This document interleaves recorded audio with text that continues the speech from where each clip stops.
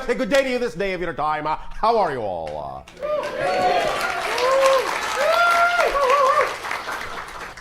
We will take that as an okay. We thank you once again, each and every one of you and all of you together collectively, for the co-creation of this interaction that affords us an opportunity to experience through all of you many more facets of the multidimensional crystal of all that is. So we thank you for expanding our awareness of all the different ways that creation can express itself. Let us begin with the understanding and the idea and the sharing that has to do with the relationship between physical mind and higher mind, functioning as a whole person. Now, each and every one of you made a choice to experience physical reality, to live a physical life. When that choice is made from spirit, from the non-physical level, what you do, generally speaking, whether it be in full consciousness or automatically, is you'll begin to lay out a foundation in what might be referred to as a template level reality. A frequency, a domain of reality just above physical reality, what some might refer to as a lower astral realm. In this template reality, energy, vibrations are somewhat slower than the idea of higher spiritual realms, but not quite as slow, not quite as dense as physiological reality. Nevertheless, it's close enough so that it can be used as a template to set up certain scenarios, to play out, to blueprint certain scenarios that will be experienced in the physical reality to come. By setting up these scenarios, these themes for exploration in the template reality, you thus create a kind of automatic function that allows you to focus on the experience and exploration of that theme when you are in physical reality without having to think too much about how that's being done. It's part of the creation of the consensus agreement. That happens in the template level reality, where you all agree to create certain similar circumstances, certain similar conditions by which you will all experience physical reality. It's the level on which you all generally agree to the general rules by which you will play the physical reality game. Once then that has been established in template fashion and set into place, your consciousness then, in a sense, passes through that template on its way to physical reality, on its way to crystallizing yourself into physical materiality, bonding with the idea of the physical body, consolidating down to that focus. And by passing through that template level, you take on the attributes of the general agreed upon reality. You start to imbue yourself and infuse your consciousness with a structure. You crystallize a particular structure that is representative of that reality in which you will have an experience. A similar analogy would be to you that you are deciding to go deep sea diving. And you must then prepare by putting on the proper wetsuit, putting on the proper diving apparatus, and your breathing equipment. You prepare yourself for the environment into which you are about to plunge. Thus then, as you lower yourself, regulate your air, so on and so forth, become accustomed to the deeper pressure below the sea, so too, in a sense, do you become more accustomed by this crystallization process to the idea of the experience of physicalizing yourself and the limitations that go with that. Now, remember, even though this life, for most of you, is all about letting go of many of your limitations, many of them still serve a purpose. They still serve to keep you focused in physical reality.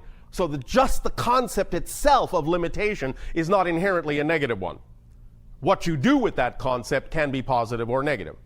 Nevertheless, getting back to the idea of this progression, as you thus then connect to the idea of the physical seed that is being born to create a bonding with the concept of a body, as you crystallize your spirit into that physicality, you actually aid and assist in the formation of that embryonic form, imbuing it with many of the crystallization ideas you have brought with you as spirit, and you work with that embryonic body in your mother's wombs to create the being, the personality structure that will best exemplify the themes that you chose to explore in the reality.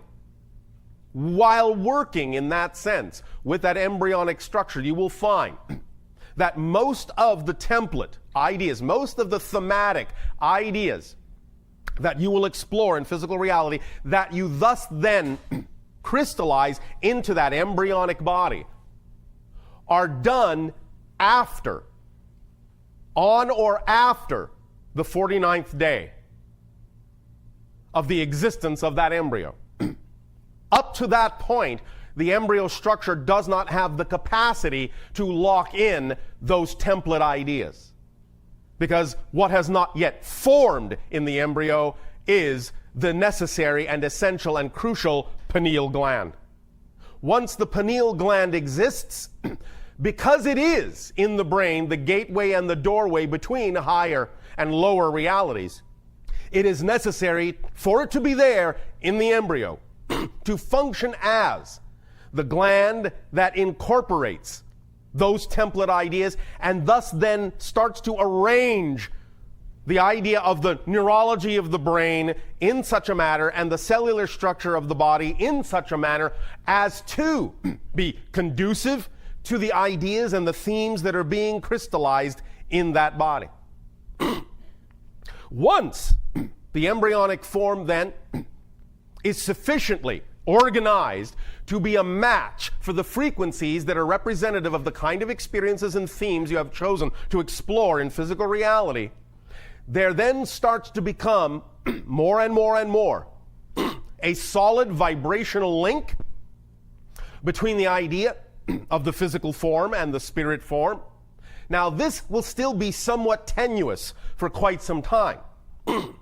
Even children that are born will have, generally speaking, anywhere from 3 to 7 years to decide if they actually wish to play out that physical life even longer, before the idea of the vibrational link between spirit and body becomes relatively cohesive and relatively unbreakable. But especially up to the age of 3, you will find that many spirits may have only wanted to experience a little tiny bit of physical reality, just want to, in a sense, get their so-called spiritual feet wet, but don't necessarily want to have a full lifespan. So you will find that many individuals who are still very young will simply choose one day to leave. This is not the only reason, but it is one of the major reasons for what many individuals on your planet call unexpected crib death. They will just have lived out the span that they chose to live, and they will simply go back into spirit.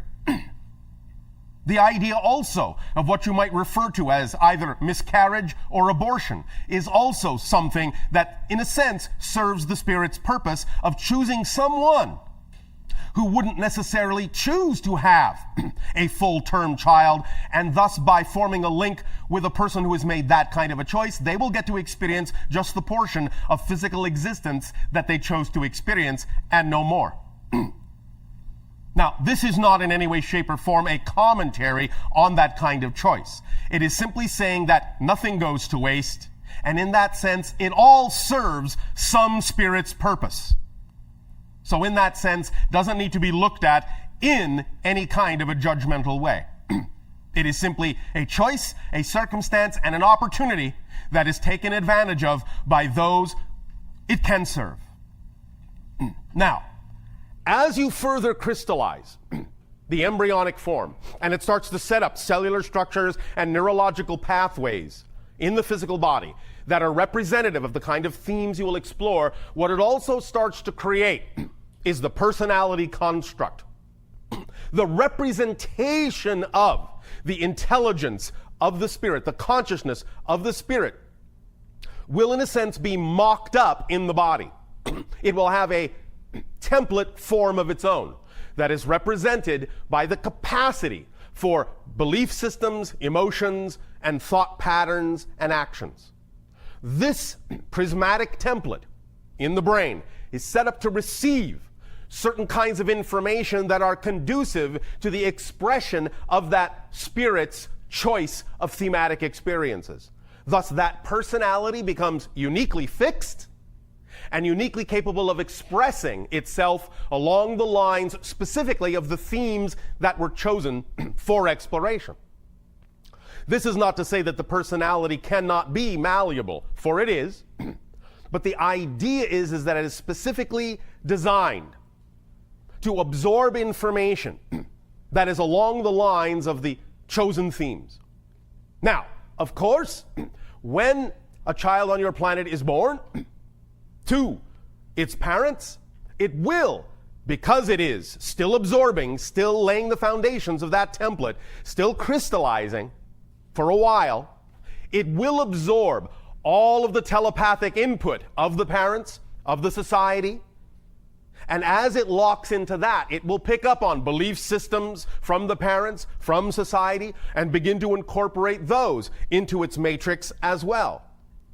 Oftentimes, both belief systems that are conducive to its thematic exploration and belief systems that are not necessarily conducive to its thematic exploration, except as belief systems that give the child an opportunity to later determine that it has a comparison to make between belief systems picked up from others that don't belong to it and what belief systems it would prefer.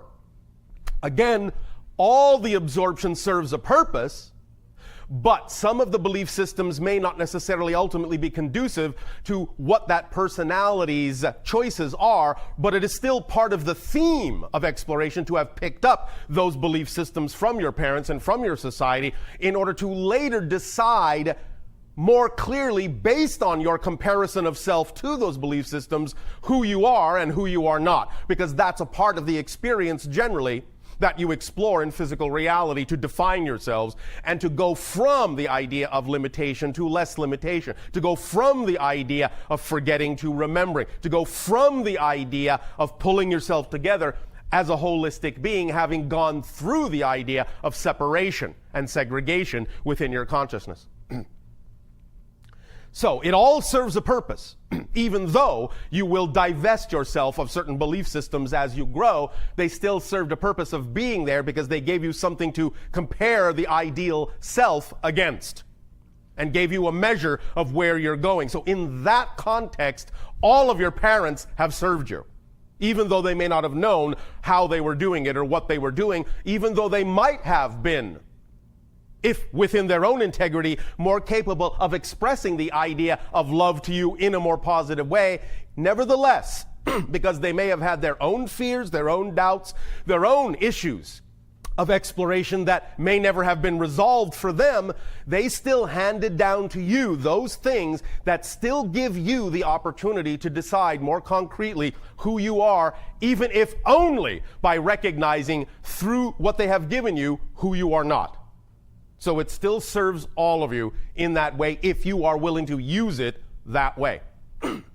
Now, this brings us to the idea of the personality structure, the physical mind, and its relationship to higher self.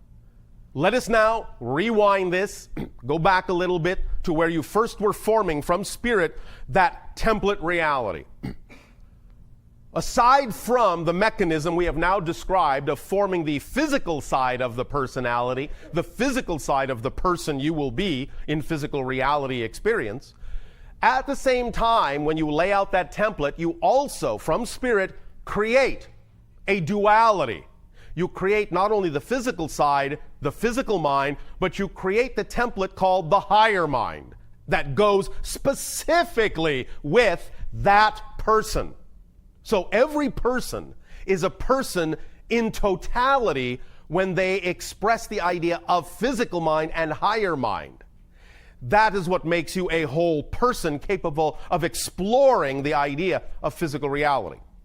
Above that level, what you might call soul or spirit, it isn't broken out in that way. It is mostly the experience of what you would simply call higher mind, but it is not the same exact experience of higher mind, not the higher mind template that is formed to go hand in hand with the physical persona.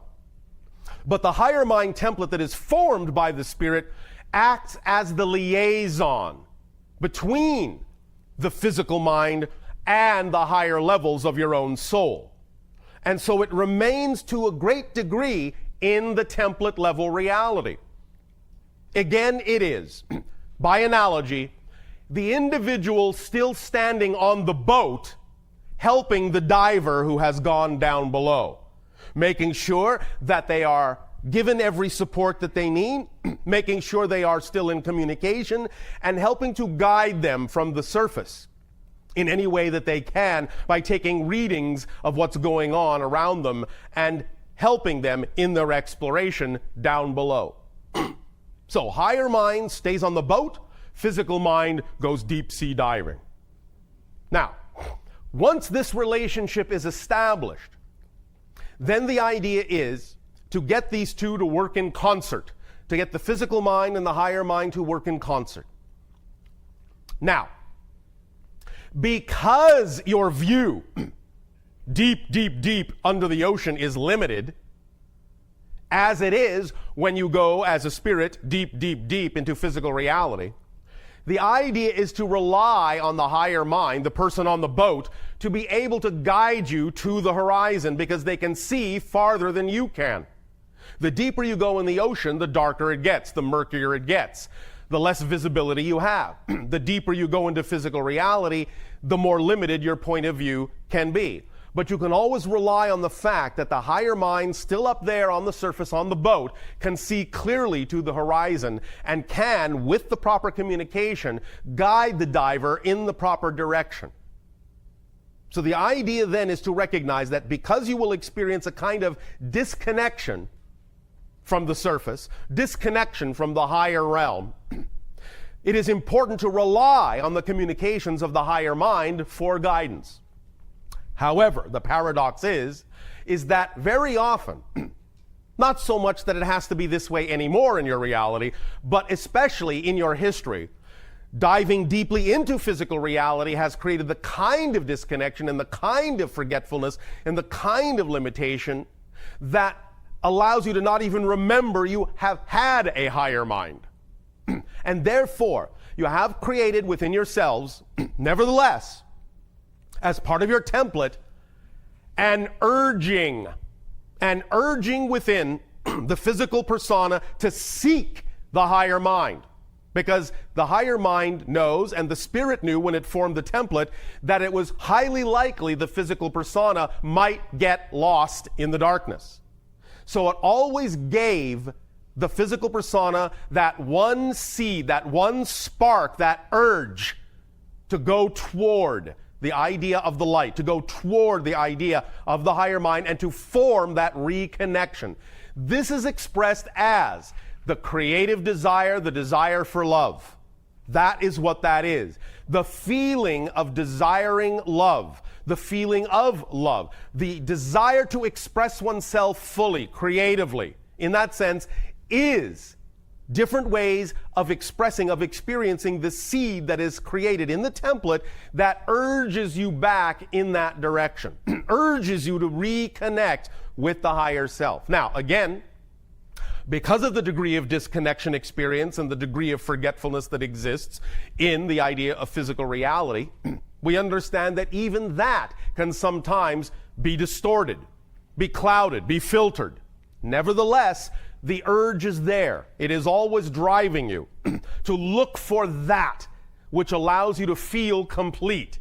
And in many ways, when many of you are looking for things to allow you to feel complete, that's actually what you're looking for. You're looking for your connection to the higher mind, to reconnect, to form that relationship with the higher mind.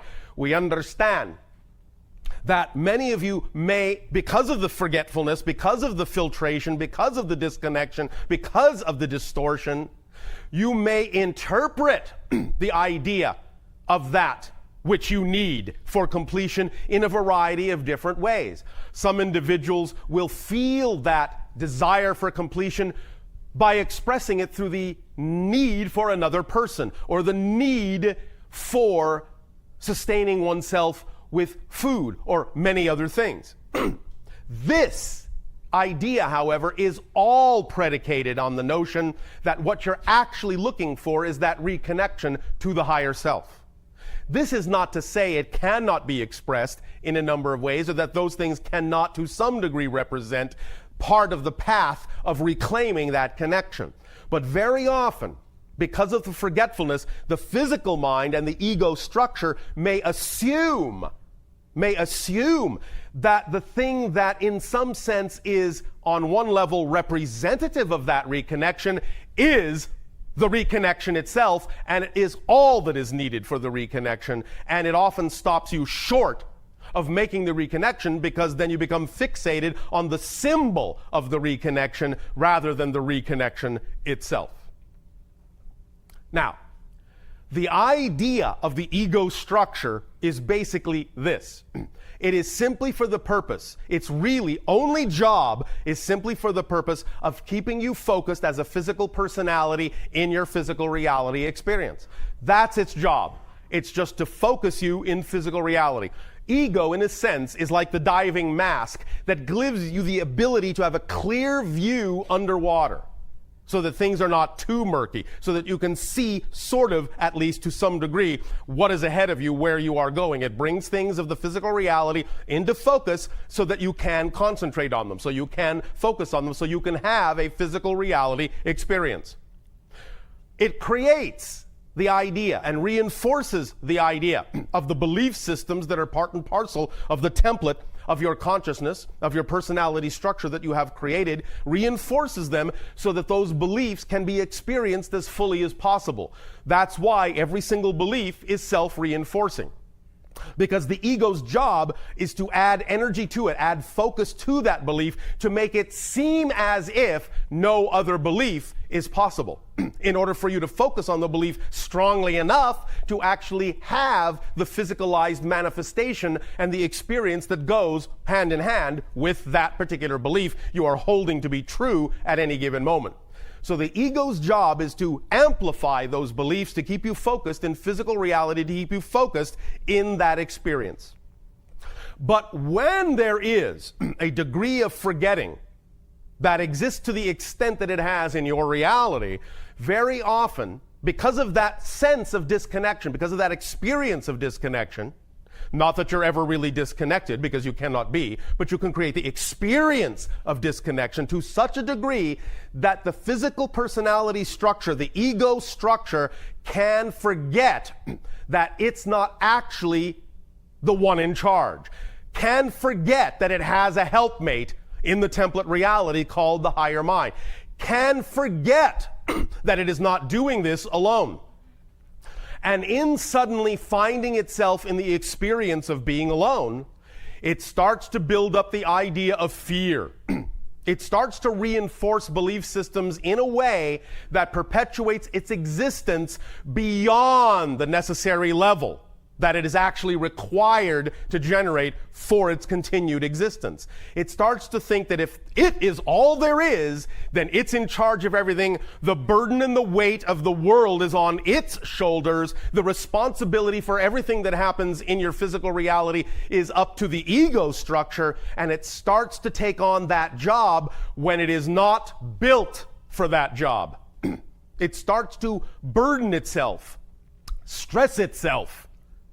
And in that way, it starts to break down. It starts to do wildly incongruous, wildly irrational things to strengthen itself, and strengthen itself under the feeling that it is crumbling under the weight. And by constantly reinforcing and strengthening itself in a way it was not designed to do, it can become extremely dense, extremely crystallized, and very difficult then to allow to expand back out into its more relaxed state, its more relaxed focus. And when it gets that concentrated, the amount of energy the ego puts into belief systems that are generally fear-based are going to be almost overwhelming. Because it is taking on this burden from a perspective of fear, most of its energy, most of its reinforcement is going to be fear-based. It's going to choose those things that are based on survival mode. It's going to reinforce itself with the idea that it must survive at all costs at this concentrated level. Otherwise, your life will end. It will be annihilated. The personality will dissolve. So the ego structure does everything it can to take on this tremendous burden. Let's all give the poor little ego a break before the ego breaks down. Therefore, in this day and age, even in that concentration of ego physical personality structure, even in that degree of density, look, you have still felt that little seed, that little urge that calls you back to the higher self, back to that frequency, back to the light. Even from that deep degree of murky darkness, you still were capable of sensing somewhere that there must be some kind of higher vibration that calls to you, that tugs at you, that pulls at your heart, that allows you to feel, to know there is some level of reality wherein the ego is free, the personality is free to be what it was designed originally to be, and that there is no need for the stress and strife and struggle and dire consequences and dire experiences that the ego has for thousands of years on your planet sought to perpetuate in generation after generation after generation, constantly be reinforced and reinforced from generation to generation to generation. Now is the timing that you have finally gotten to the point where the light is bright enough, where enough of you are seeking that light within yourselves, that you are adding that to the collective reality and giving each other better opportunities with your collective momentum to know that there is a level of reality, a level of yourselves, a level of your whole being that is more than capable of reconnecting with you, that you deserve to reconnect with and deserve to lighten your load, to lighten up on yourselves, take the load off, drop the baggage, and get on your way through life in an easy and effortless, creative manner. And this is the time and the age on your planet where you're now realizing that, so congratulations. Now, we will share something with you to further strengthen the idea of the many different ways that you are starting to attract yourselves back to your own higher minds. So we will now share a little secret with all of you that we have shared with a few, and it is this. In these conversations that you are having with us, whether they be in this group structure or in one-to-one scenarios, doesn't matter.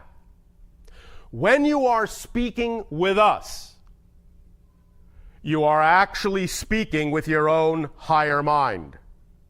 You are not speaking directly with us at all, ever. What we have done to aid and assist you by your invitation is we have wrapped the flavor of our personality like a shell around the core of your own higher self. And in every conversation we have with you, what we are doing thus then is giving you an excuse to talk to your own higher mind by tricking you into thinking you're talking to something else. Because that something else was one step removed from your own higher mind. In that context, wasn't as scary to the ego as thinking that you're actually addressing your own higher mind and all that that implies in terms of what you now have to take responsibility for.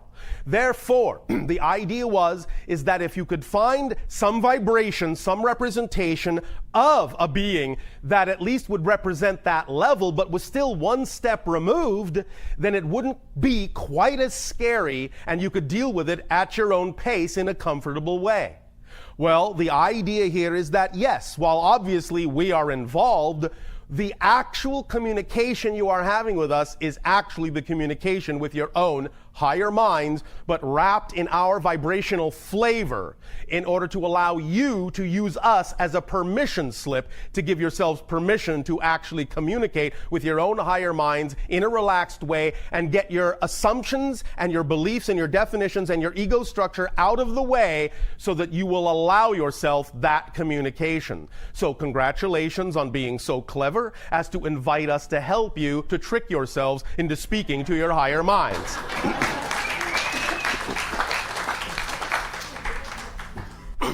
Now, with this realization, then you can begin more and more every day in every way to relax the idea that there is fear attached to speaking and reconnecting to your own higher mind.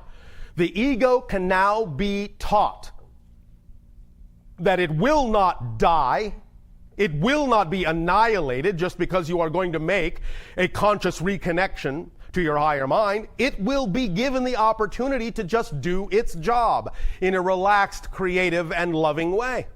It will be given its proper place in the idea of that whole person structure. It will be allowed to simply perform as it was designed to perform. It will not be overburdened with tasks and jobs that do not belong to it, and not only do not belong to it, but for which it is not designed, not capable of actually carrying out.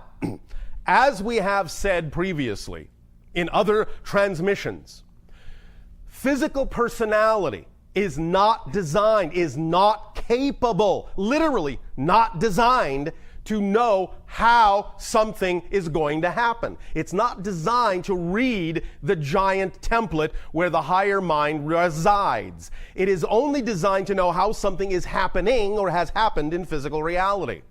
So the idea is that when the ego forgot that it was connected to the higher mind, it thought it needed to take on the duty, the job description of the higher mind of trying to figure out how everything is going to happen. Well, this is my dream. This is my desire. Now, how am I going to make that happen? I don't know, but I'm going to try. I'm going to struggle. I'm going to pull a little at this. I'm going to grab at straws. I'm going to reach out, flail around until I can figure out how to make this work, how to force it to work, how to push everything together in the way that I want it to be. When in fact, it's simply the idea of allowing the higher mind to bring it to you in the way the higher mind knows is best for the whole person that you have chosen to be and best for the themes that you have chosen to explore. Only the higher mind knows how it is best for that to happen, because only the higher mind can see all the way to the horizon, can see the full path ahead, knows where all the twists and turns are, and thus knows what is actually the quickest route to the manifestation of your dreams. But when the physical ego thinks that it knows the best route, it will constantly be slamming into walls, bouncing off of rocks, banging its head into walls, and all sorts of things, because it believes that it knows, and it is the only thing that knows, and it will insist on going certain ways that it has been taught to believe is the quickest path to its dreams and desires, but which very often is actually the longest route. So instead of going around these things, around the things that it defines as obstacles, it will stand in front of them and constantly bash itself against these obstacles instead of listening to the higher mind that tells it that even though it may seem to take a little longer to go around, it's actually the quickest route, because by going around you will go that much more quickly than the time it will take for you to stand there and smash your head against the wall until you finally figure out you're not going to go through it. So the idea, again, is to recognize that physical mind does not have the capacity to know how something's going to happen. Let that be the job of the higher mind. Just allow the physical mind to enjoy what it has brought, to see how it happened, to marvel at the synchronicity of how the higher mind was capable of organizing events so that it would serve the idea of the theme you chose to explore in the most loving, creative, beneficial, joyful way possible, most playful way possible. You must learn that the physical mind and the higher mind need to work together in order to be the whole person. Because if, in that sense, you are only using your physical personality, your physical mind, in an attempt to figure out how everything is supposed to work, you are literally walking through life half-witted. You're only using half of your full mind. So the idea is to understand that you really don't have a whole mind until you form a reconnection and a relationship and a communication style with the higher mind that allows you free-flowing trust, free-flowing communication in that relationship of functioning like a whole being. Now, imagination has been given as part of the personality structure to allow it to understand that it always has access to the higher mind. Imagination is the conduit, the pipeline to the higher mind and from the higher mind. But again, when the ego structure becomes so crystallized, so densified that it thinks it's the one in charge and has to figure every single little thing out, it will not trust the imagination. It will shut the door to the imagination because it seems unreal, superfluous, having nothing to do with what the ego has determined are the necessary things it must do to get where the person wants to go. So it will close and constrict that pipeline, and it will not trust the imagination because it seems like the imagination is irrelevant, has nothing at all to do with what the ego has determined are the necessary steps. But what it has done by doing that is it has constricted the flow of communication coming from the higher mind that is actually the kind of information the physical personality needs in order to actually relax itself and move on through life in an effortless way. The idea, again, is to understand that once you form a relationship with the higher mind, once you form a balanced relationship with it, imagination is the conduit through which inspiration will come and in which you will allow the physical personality to know that it is in constant communication with the person up on the boat and that it will never be guided into a crevasse. It will never be guided into the mouth of a shark. It will always be guided straight toward the horizon that represents the dream and the theme that the personality chose to explore, and all the transitions can happen quite magically when those lines of communication are open. Again, we remind you of this. Very often, the ego might be willing to use the imagination a little bit, but again, it often subverts the use of the imagination for its own purposes, to reinforce its own ideas of what it thinks is the best way to allow something to manifest. The physical personality may be willing from time to time to create a vision, an ideal vision of the dream. It will create all the scenario. You have heard us say, and you've heard many say, visualize, visualize, visualize. Create a mock-up in your mind's eye, in your imagination, of the ideal scenario that represents to you the idea of your highest excitement, your highest passion. And this is a good thing to do. This is a positive thing to do. It is a beneficial and creative thing to do, to use your imagination and visualize what is a representation, the closest possible representation you can create with your physical mind of that ideal scenario that you say is representative of your passion, of your dream. But here is the key. It is only a representation. Now, this is not to say that what you imagine at that moment cannot come to pass exactly as you have imagined it. Oftentimes, it happens exactly that way, and that is all well and good. But the only reason it may have happened that way is you actually allowed a momentary opening and actually recognized what the higher mind was telling you was the representation of the best way for you. Nevertheless, here is where many individuals on your planet fall into the trap. Again, because of the ego structure's predilection for thinking, it has to figure everything out and know how everything is going to happen. When the ego structure may make a vision that is representative of the ideal reality, what the ego tends to think, because it thinks of itself as the highest possible authority for your person, it tends to think that that vision it has created by using imagination in that way to paint that picture in your mind, it thinks that that's the highest possible way in which that reality could manifest. But from the higher mind's point of view, that picture that to the ego seems like the highest possible manifestational form is actually the lowest possible manifestational form. What to the physical ego is the ceiling, to the higher mind is the floor.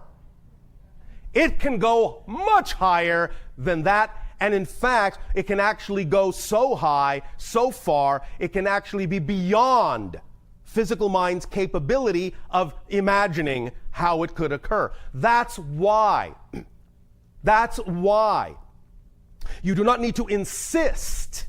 The physical mind and the ego does not need to insist that the picture it conjures up as a representation of the ideal scenario must be the exact way that it must manifest, otherwise something has failed, something has gone wrong.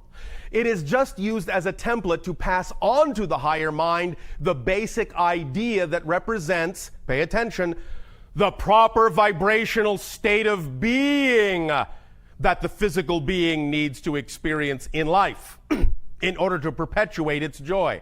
The higher mind will take that template, take that representation, because after all, it exists in a template reality. It understands template language very well. That's its native tongue. Template symbols are its native tongue. It understands symbols very well.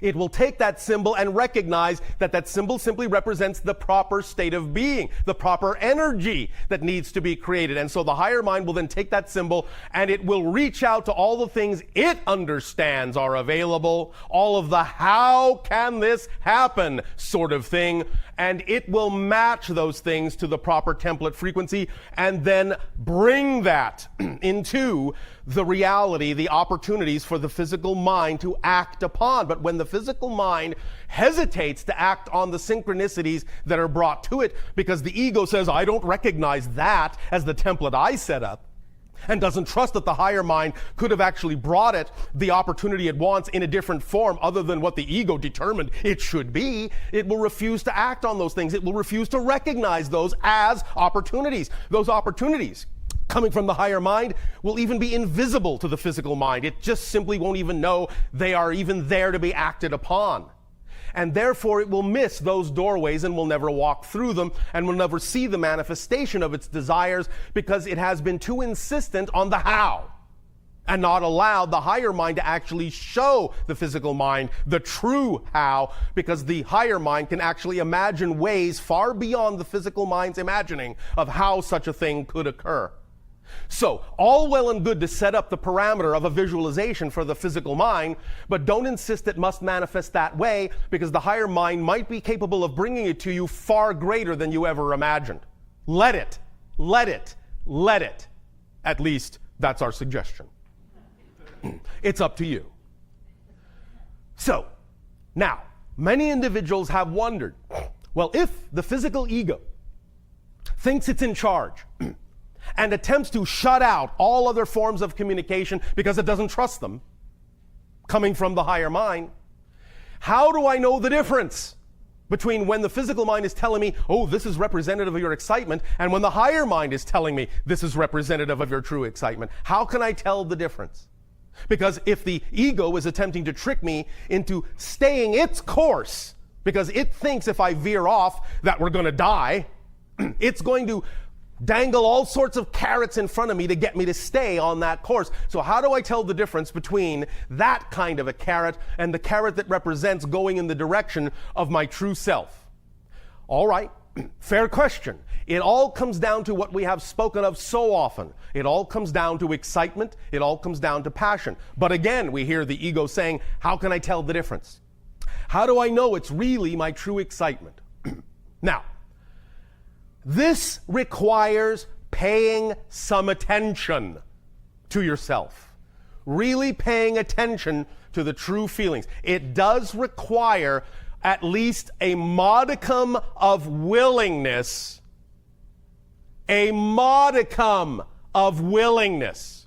to tell the ego to shut the hell up. At least just for a moment, so that I can hear my true self. At least take a breath. At least take a pause. At least stop and wonder whether or not you are actually being shown something that is representative of a fear or something that is representative of a joy. Because we understand that when you're in that confused state, anxiety can actually seem like excitement. And excitement can actually seem like anxiety.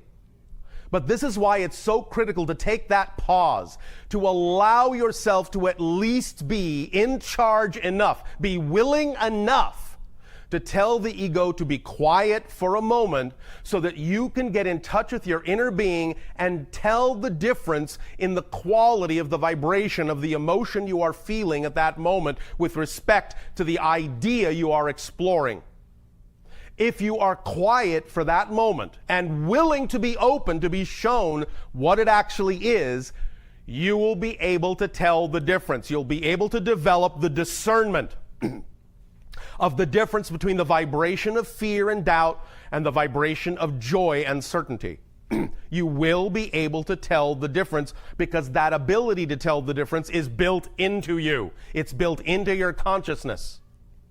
And at that level, you all know the difference.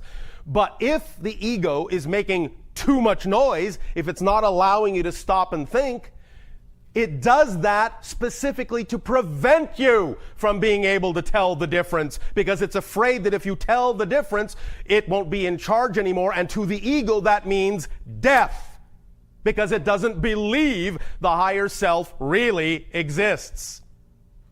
So, it's all about finding that space of balance and peace within yourself that will allow you, even if only just for a moment, to allow the ego to be quiet enough so that you can use the natural mechanism of balance within your being that will tell you what the flavor of the emotion you're feeling is, and thus, by identifying the flavor of the emotion, that will then put you in touch with what kind of belief and definition you would have to have in order to be generating that emotion. And then you will know whether it comes from the physical negative ego or from the higher self, whether it is representative of fear, whether it is representative of excitement.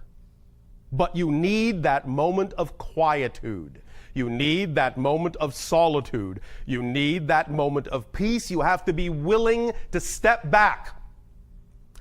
You have to be willing to let it be all right to not know what's going on at the moment. You have to be willing to say, I don't know what's happening here, instead of just assuming it's this or that or the other thing. So anytime you find yourself in doubt about what you're experiencing, take that moment and say, I don't know what's happening, and that's okay. And in that moment where you have actually admitted that you don't know what's going on, you can find the balance, the quiet, the peace, the stillness that will actually then start to allow you to be more sensitive to the quality of the vibration of what's going on and give you more capability of having more insight as to what you are experiencing and what you are dealing with in terms of the physical mind or the higher mind. So, that's the first step in forming the relationship, in reconnecting, in remembering who you are as a whole person. That's the first step, is just taking a moment of quiet, of pause, of stepping back into a neutral place and letting it be all right to not know what the answer is. As soon as you allow yourself to be all right in that balance point, you can allow the natural senses you were created with to begin to fill that stillness, to fill that little void of quietness, and they will begin to be heard. But you have to be quiet to hear them at first, because they have been suppressed for so long in your society that at first it will only seem like a whisper, but you'll recognize it. In the quiet, if you truly allow the quiet to happen, there will be no other sound, and thus you'll be able to recognize the quality of those little whispered voices for what they are. And as soon as you really start paying attention to what they are, you can start to guide yourself with them in the direction of your preference. And as you do that, bit by bit, and this may take some practice, it's all right, bit by bit, you will start to gain more discernment as to exactly what vibration is representative of what, and you will start to pacify the ego into understanding that it's not going to die, it's not going to be annihilated, that in fact this is what it really wants, because it is tired of laboring under such stressful circumstances, it is tired of bearing the weight, and you're going to take the load off and you're going to bring it along. It's not going to go anywhere. It is your friend. You love it. It is serving you. It is designed for a purpose of focusing you in the physical reality experience you wanted to have, in the theme you wanted to explore, and you cannot live without it. Literally, you cannot live without it. So in that sense, while you are forming a more loving relationship with your higher mind, the key to forming a more loving relationship with your higher mind is to actually form a more loving relationship with your ego and not allow it to continue to burden itself unbearably when it has no business doing so, because it was never designed to handle that kind of weight, that kind of stress. So it's all about loving all aspects of yourself enough to be trusting enough to let them fall back into their proper place in the relationship, do the job they were designed to do, and thus then allow yourself to be loving enough to yourself to reap the benefit of that balanced relationship between physical mind and higher mind, so you can function as a whole person. Does this make sense? Yes. All right. Having said that, we may now, if you wish, open to questions and... There was a question that came from News for the Soul on the Shalanaya. Yes. And wanting to know, like, what kind of... They're more advanced than humans, yes? Their vibration is higher. Their technology in that sense is more advanced. But those that will be the first to make contact, many of them will actually be, as we said, some of the children that exist that were created that many of you are actually genetically connected to.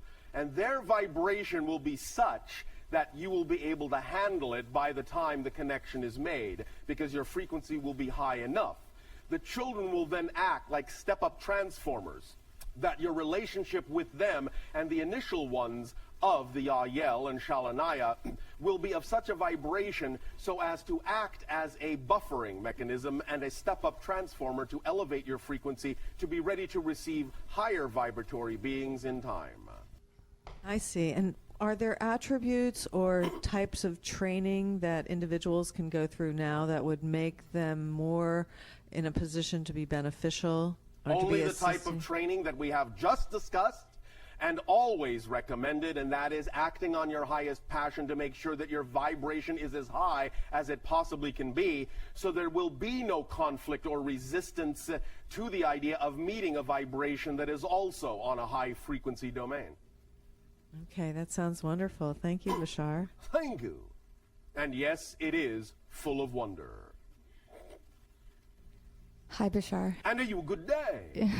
I have 3 questions. 1, 2, 3. Great. So I'm currently exploring a series of books called the Ringing Cedar series. All right.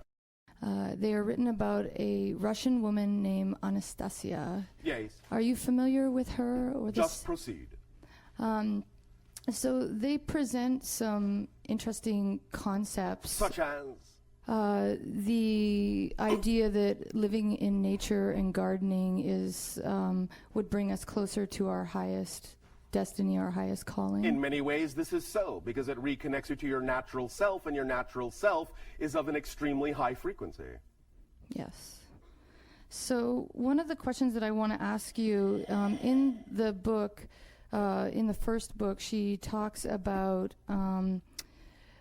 sex, and you discussed it a little bit last night, so Yes. I wanted to just ask some more questions about it. All right. The concept that she's explaining is that it's, as humans, we should only use sex to procreate. Why? Because any other use of it is extraneous. I don't know. I Extraneous. Why?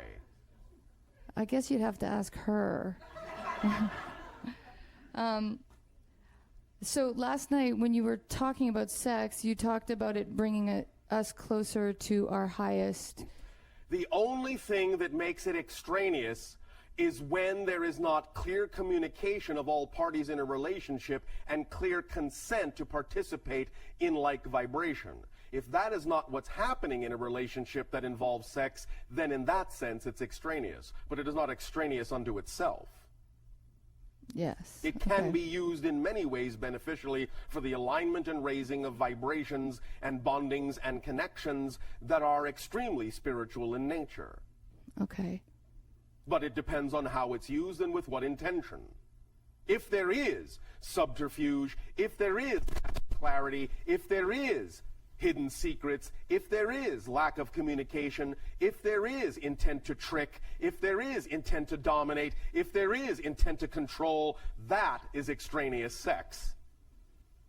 If it is all by consensus, if it is a play, if it is enjoyable, if it is by agreement, if it builds on each other and helps support each other and allows each other, or how many ever in the relationship, to discover more and more of who they are and supports that goal, it is being used in an appropriate manner positively in that way.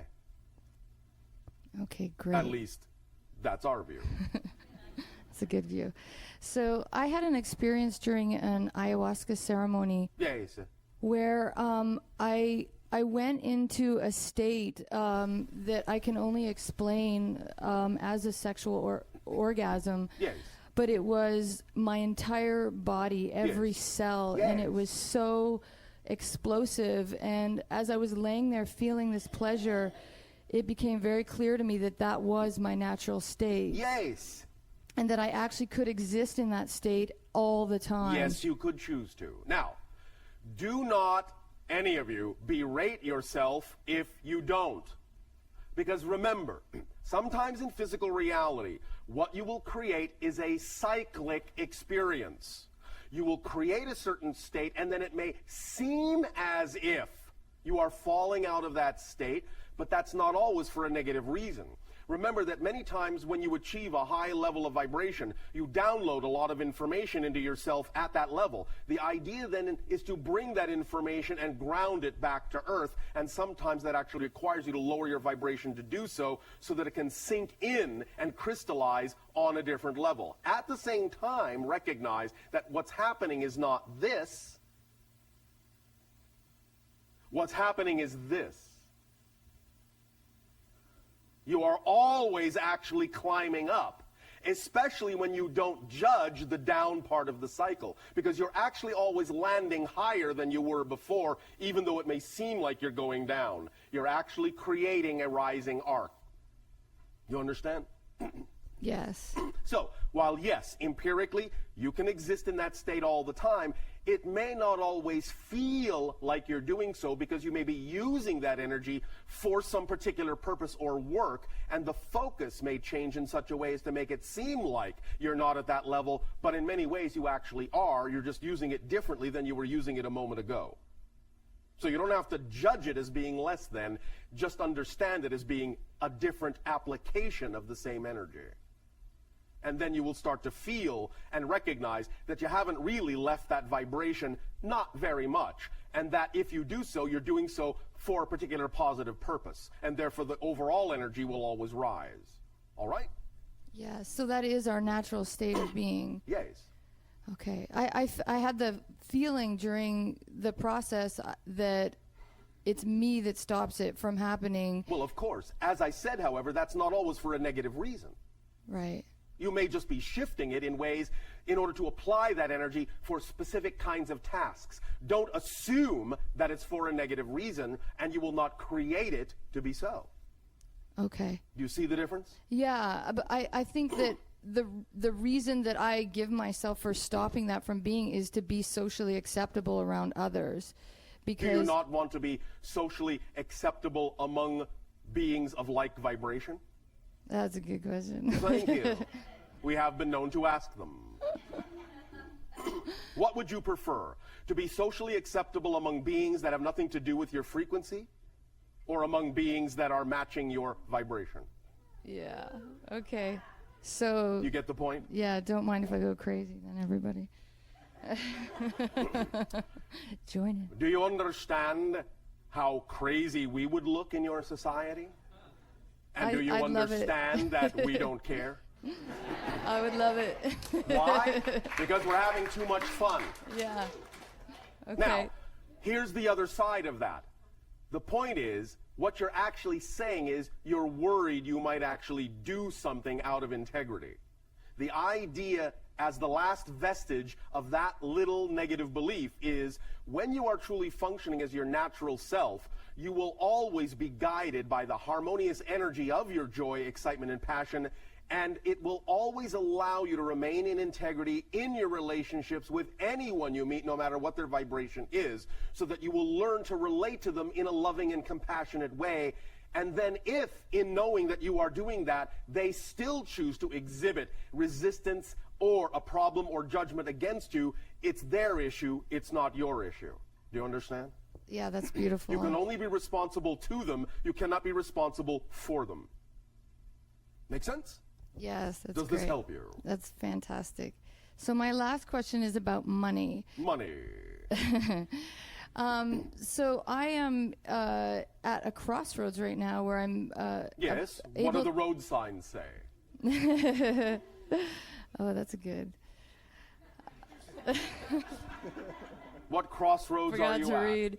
I have a choice to make in my career, and Yes. And what would that be?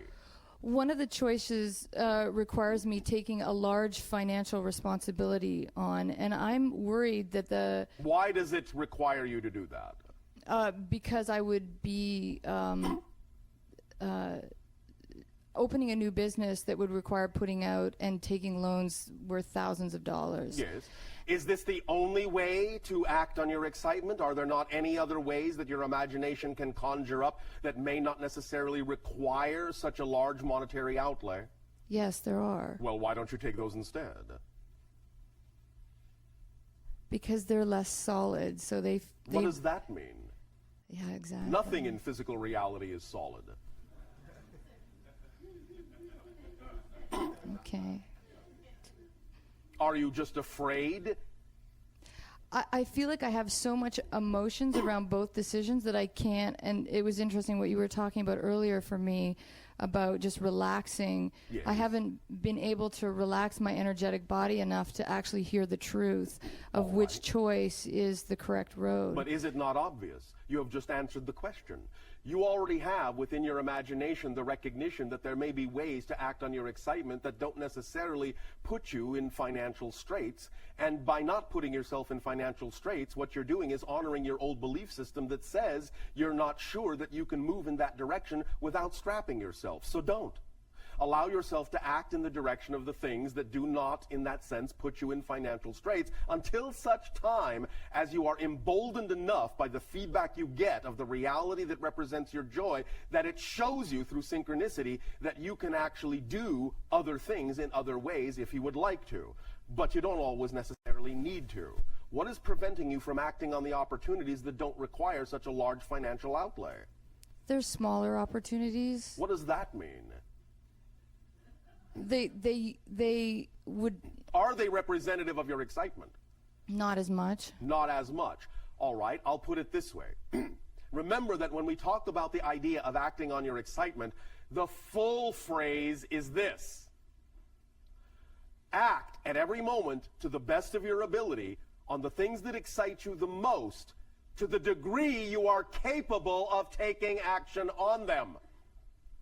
So, if the thing that you say excites you the most doesn't come with, in your present belief system, an ability to take full action on it, then look around for the next most exciting thing you're actually capable of taking full action on.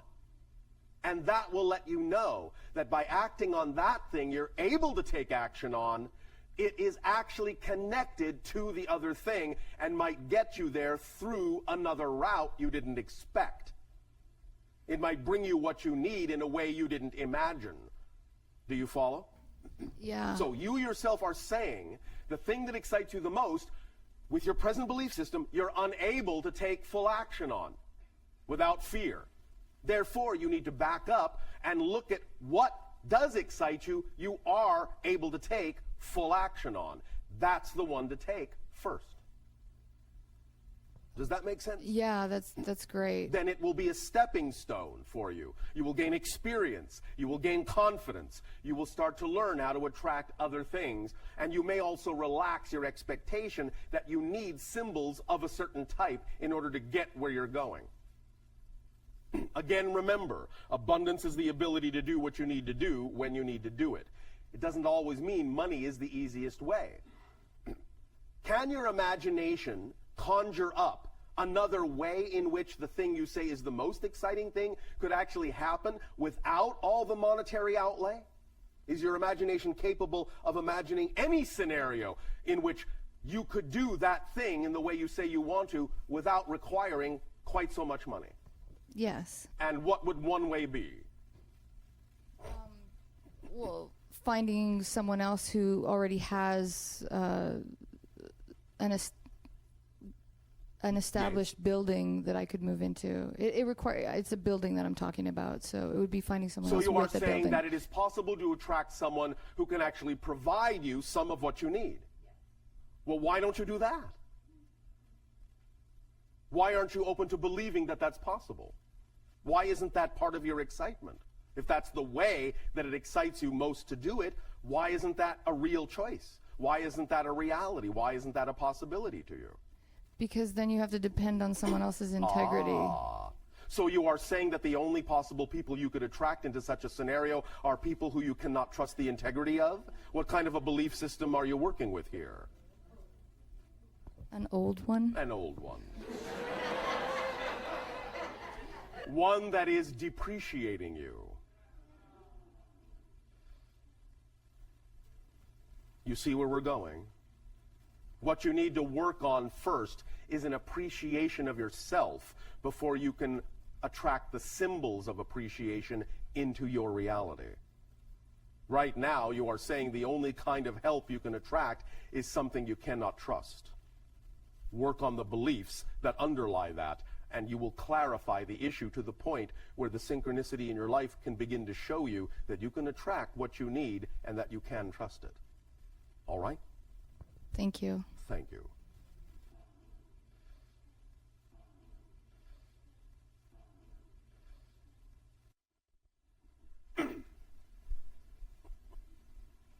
Good day, Bashar. And you good day.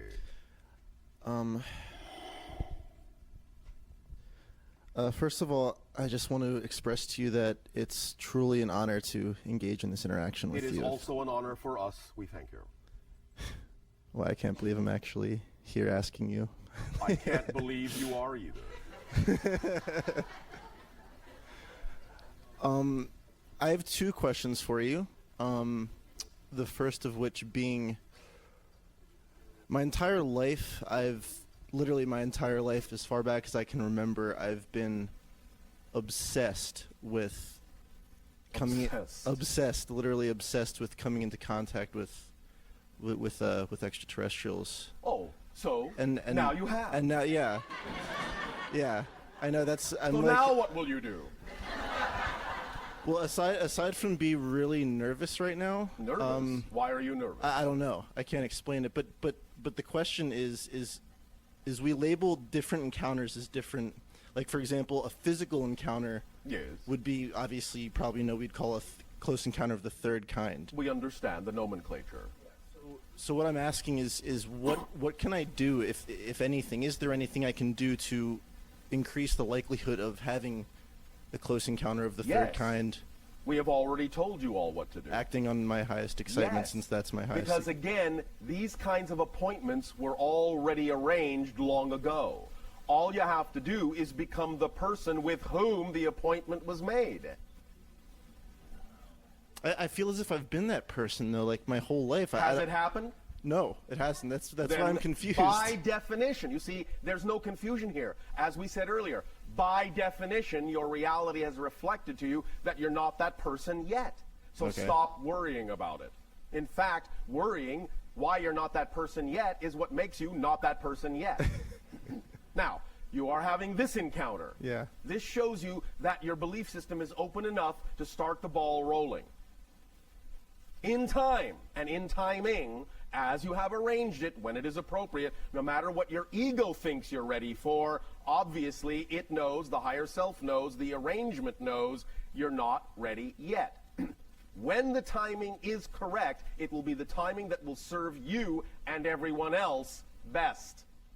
You must trust the timing of the appointments you've made and not attempt to hurry them up, or you will miss them. Is perhaps the process of seeking to hurry them up part of making them happen? Only in the context of accelerating them by accelerating yourself by acting on your passion and not worrying about whether they happen or not. Okay. Make sense? Yes. That's the Yes. process of accelerating them. Okay. Okay. So that's the paradox. You accelerate the timing by not worrying about the timing. Yeah. By staying in the now, focusing in the now, because where do you think the meeting's going to take place? I have absolutely no idea. Now. Oh, as It's far going as to take timing place goes, yeah. in the now. As everything So the more does, yeah. you are in the now, the easier it will be for us to find you, because we only live in the now. If you're not living in the now, we can't find you. Where'd he go? I don't know. He was here a minute ago, but he's not here now. Well, thank you very much for that. Does that help? Yes, very much so. All It right. does. And? Lastly, I know that you're familiar with the law of one raw material. Yes. Correct. Yeah. So what I was wondering is, in relation to that, how is it? How, from your perspective, is it that the universe or creation goes about creating a new consciousness, or does that happen? Like for example, in the law of one, what they explain is that from density to density, first, second to third to fourth, the consciousness evolves. Well, To the from a point of linear self-awareness. perspective, yes, that's a real experience. But you must understand, it isn't this or that, it's this and that. All ways in which you can imagine the idea of a new perspective coming into being can occur. And remember, the idea of a beginning and an ending occurs within creation that's eternal and infinite. So the idea is subject to creation. Creation is not subject to that idea of a beginning and an ending. So anything can happen in creation that can be expressed as the experience of a beginning, even the idea of the experience of the beginning of a new consciousness. But that's still happening within a creation, within an overall consciousness that always exists and has no beginning and no end. Okay. Does that make sense in your language? Yes, it does. It All does. right. I was trying to specifically, though, go into how it occurs on our planet from species to species. Like what I was saying was that in the law of one, what it says is that we begin as, for example, elements on the planet, and then once we're ready to... No. Again, Okay. it's a linear perspective analogy. Okay. It's not that such an experience can't be had by the soul. I see. But it's still all happening at once. Yes. And it's just the soul deciding it wants to have a certain experience. And so in that reality, it can be viewed from that linear perspective in an evolutionary process. And that's a real experience, but it doesn't mean that that doesn't already exist at once. Okay. Make sense? Yeah, no, I understood that philosophy before, but for some reason I was failing to apply it to that All right. particular. It all just comes down to the idea that different kinds of experiences, any kind of an experience that can be imagined, can be created and experienced. But it's just an experience. It doesn't make it unreal, because that's all that is real, is the experience. But it also doesn't mean that those things don't already exist. Yeah. It's just that they're creating an experience as if it's happening that way, and even creating an experience that it's happening for the first time, even though it already exists. So then that means that from incarnation to incarnation, Which all exists simultaneously. simultaneously. So, but then when say but- for example, when I die, when Yes. this body dies, Yes. I could be incarnated as something that I would now perceive as the past. Yes, you can have that experience. At Yes. the same time, you must recognize that that so-called past life exists right now. It does, yeah. And yeah, therefore, it's not really you. yeah. But at the same time, as you explained yesterday, all the Yes. extensions of our oversoul. Yes, and again, of course, that is also a hierarchical euphemism. Because again, it's just a convenient way to describe something Yeah. that is essentially all coexistent simultaneously as one idea. But yes, we understand what you mean by it, and the experience, the description of the experience is real. Mm-hmm. Nevertheless, that doesn't cancel out the fact that it all exists at once. All right? Yes. Thank you very much. Thank you.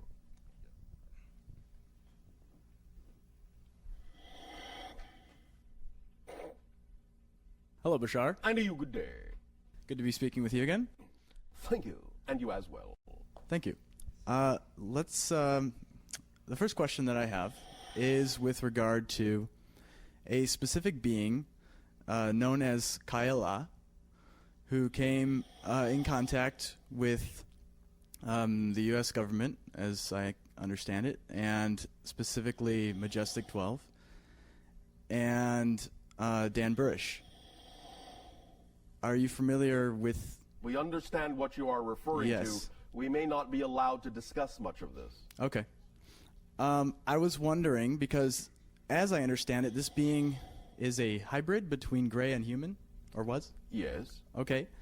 But not Esasani, is that accurate? correct. Okay. How many such hybrid races or civilizations are there between gray and 5? Interesting. The number of humanity. Ah. We are one, Yael are another. There are 3 more. So the first that we will be coming in contact with are also gray and human hybrid. Yes, the Yael. I see. Is that the same as the Anunnaki or no? No. Okay. Very different beings. I understand. Okay. And the Phoenix Lights ship, was that? Yael. Okay. As we said, they are showing you their ships to get you used to their presence. Well, I thank them for that. They thank you as well. There will be more sightings. My other question is with regard to the individual who has only revealed himself as Victor, who has also witnessed an extraterrestrial being and had some contact working or otherwise being in the Area 51 facility. I was wondering if that is Kaela or if that is a different or was a different being. Different. Okay. Are you able to comment on how many beings have been on Earth and in contact with governments here? Of any type? Well, I suppose there have probably been many over the span of human history, but Yes. in let's say the past 100 years. 17. Okay. And were those mostly gray, mostly hybrids? We are not counting the grays. I see, because they are from Earth Parallel originally. reality Earth. Yes. Mutated human. Okay. And are you able to comment on Timeline 1 and Timeline 2 as Burish describes?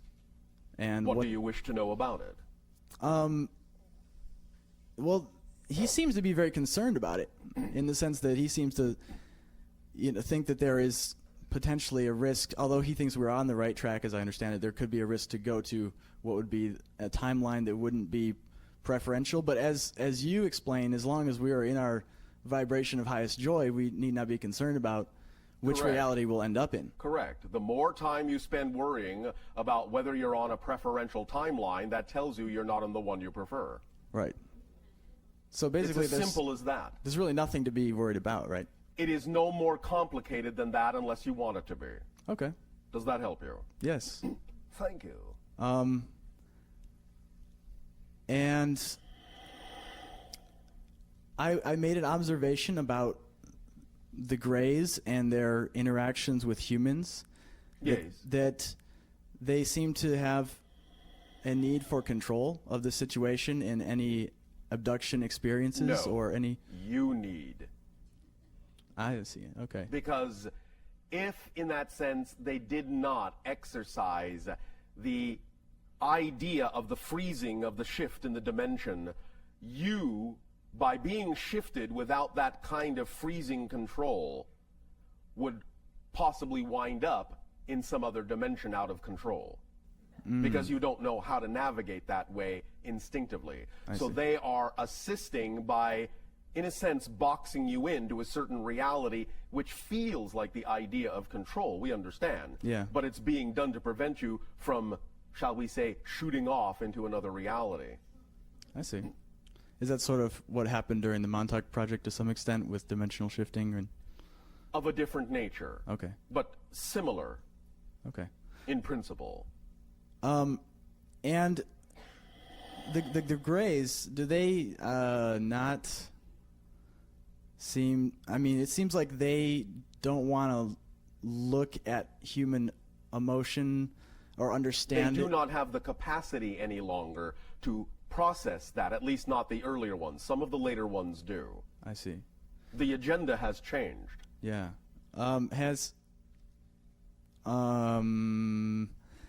It seems to me, this is my impression, correct me if I'm wrong, but they have had the, I guess, opportunities to relate to humans and try to understand more about the emotional process, but have avoided it. Is that correct? Once again, I will repeat, because what you have just asked is actually the same question in a different clothing. The idea is they have over time made adjustments in the recognition that adjustments needed to be made in order to communicate with the humans of this reality in a more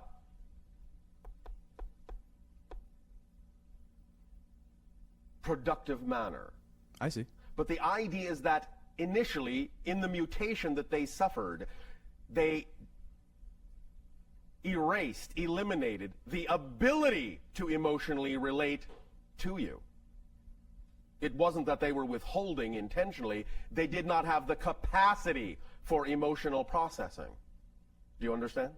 Yes. Therefore, in recognizing that they were missing that component, some of the hybridization techniques and genetic alterations were done on themselves to make them more capable of understanding and processing the emotional capacities that they had mutated out of themselves so that they could work with you more closely in a more productive and compatible way. Yes. That's why the agenda has changed over time. Okay. Well, I thank them for their adjustments and and communication, I suppose. Yes, thank you. And I guess the on a final note, I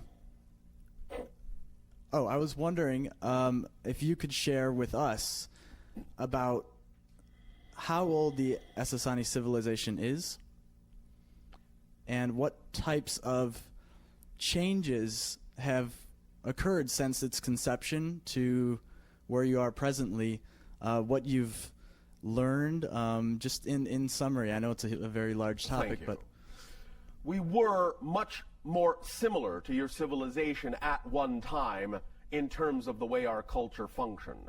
We were allowed to develop and evolve through a variety of historical epochs, so to speak. The idea, of course, is that we were always harmonious in general, but we did experience certain kinds of negative phenomenology early in our history that we were given an opportunity to transform. The idea, in a sense, is that we are about 3,000 years ahead of you. You understand? Yes. Functionally speaking. Because even though you might think our dimension is only off by a vibration of 300 years, we are, in that sense, operating at a dimensional frequency 10 times faster than your own. Okay. So the idea is that we used to have what you would consider to be simple technologies, things like sailboats and such. We used to suffer from disease. We used to have corporeal sex. We used to eat. We used to sleep. Oh, okay. No more. Now we have evolved to the idea of being less physical and more energetic, quasi-physicality, which means we do not